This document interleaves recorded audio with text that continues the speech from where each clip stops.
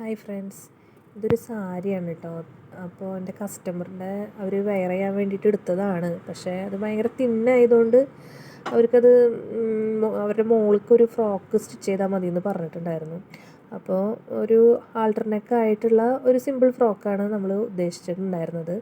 അപ്പോൾ ആൾട്ടർനെക്ക് ആണെങ്കിലും പക്ഷേ അത് നെക്ക് ഭയങ്കര ഹൈ ആയിട്ട് നിൽക്കണ്ട, കുറച്ച് റൗണ്ട് ചെയ്ത് എടുക്കണ പോലെ മതി എന്ന് പറഞ്ഞിട്ടുണ്ടായിരുന്നു. അപ്പോൾ ഞാനത് പ്ലീറ്റ്സൊക്കെ എടുത്ത് സെറ്റ് ചെയ്ത് വെച്ചിട്ടുണ്ട്. ഫ്രണ്ടും ബാക്കും പ്ലീറ്റ്സ് എടുത്തതിന് ശേഷം പിന്നെ ലൈനിങ്ങിൽ കട്ട് ചെയ്തെടുത്തിട്ട് വേണം ഇത് ചെയ്യാൻ വേണ്ടിയിട്ടായിരുന്നത്.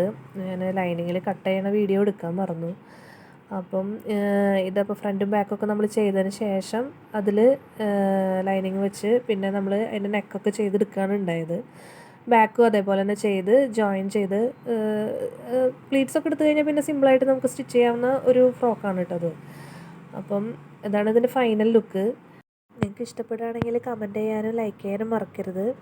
അപ്പോൾ നമുക്ക് വീണ്ടും അടുത്ത വീഡിയോ ആയിട്ട് വരാം. Okay, bye.